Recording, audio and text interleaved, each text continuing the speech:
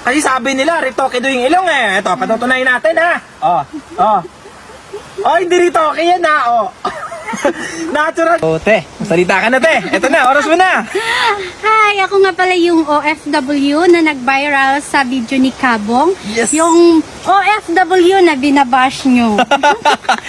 Okay te, ano yung pakiramdam ngayon na sikat ka na te, na binabash ka ng mga tao dahil sa angking kagandahan, di ba?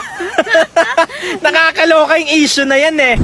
Si Ate Fatty ay isang taga Pulumulok, South Cotabato, and guys, siya ay may anak at may asawa, may pamilya siya dito sa kanilang lugar.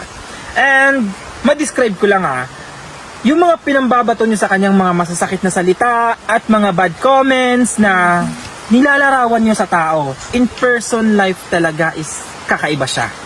Hindi siya tulad ng mga binabato niyo, mga dinidescribe niyo sa kanya, kaya sumalan ganito, ganyan, kaya naman niyang pinauwi kasi dahil sa ganito, ganyan.